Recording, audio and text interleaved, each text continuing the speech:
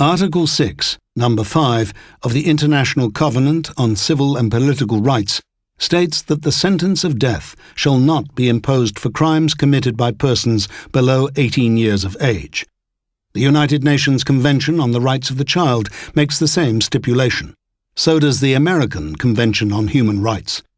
The United States has signed the first and third of these treaties, while reserving the right to execute any person except a pregnant woman, presumably out of deference to the natural right of children rather than mothers. It is one of only 2 nations that have yet to ratify the UN Convention on the Rights of the Child. The other non-signatory is Somalia, for reasons you probably don't want to think about. Even Iran and Saudi Arabia have ratified the UN Convention. So astoundingly at variance with the international community is the position of the American state that in 1997 the UN Commission on Human Rights asked its special rapporteur to visit this country to seek meetings with high officials and to report back.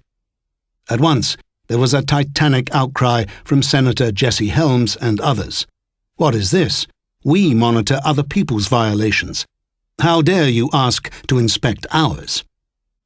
Adults sentenced to death in this country are almost always vicious creeps, pitiable failures, or innocent losers. Recall the instance of Anthony Porter, freed from 17 years on death row this February, after a Northwestern University journalism class did a project on his case by pure chance and discovered what the prosecutors and the judges had not, that he could not possibly have committed the double murder. For one thing, the more plausible suspect confessed to the crime, the sort of fact a good prosecutor is trained never to overlook. Mr. Porter has an IQ of 51 and is, in his way, a child also. But the children condemned to death are losers in a category all their own. A decade ago, the American Journal of Psychiatry published an investigation using a sample of 4 states that covered juveniles on hold for execution.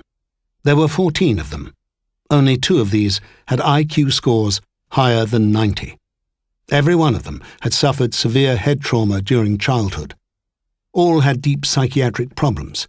Only 2 had managed to grow up without extreme physical or sexual abuse, and 5 of them had undergone this at the hands of family members. Only 5 of them had been evaluated by psychiatrists before standing trial. In case you wonder, yes, a disproportionate number of them were African American. I don't think that Master George Stinney, see above, would have been roasted by the state of South Carolina even in 1944, if the same hadn't been as true of him as it was untrue of his victim. Very often, in fact, these minors are in trouble, real bad trouble, because they were the ones too slow or too panicked to flee the scene, or because they were used by cynical older criminals as patsies or decoys. Joseph John Cannon, executed in Texas in April of last year, was illiterate, brain-damaged, sexually scarred, and heavily addicted when they caught him at the age of 17. He had attempted suicide at age 15 and told his interviewers that he could not remember anything good that had ever happened to him. Well, it was apparently the job of the state of Texas to make sure that this unbroken record was maintained. During his execution by lethal injection, which took place over the objections of His Holiness the Pope, who was overruled by Governor George W. Bush, the needle blew out of Cannon's arm, and the witnesses had to wait while a drape was brought in and a new vein was found. And the irony was not at Joseph John Cannon's expense.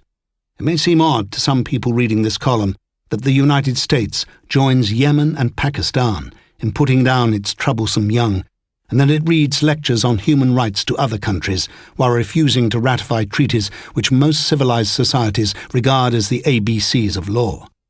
But I doubt Joseph John Cannon would have seen the joke.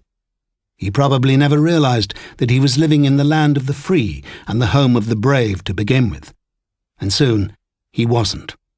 And a country with a positive glut of lawyers and grief counsellors and spiritual awareness artists and fancy shrinks will continue to wonder what is wrong with kids these days.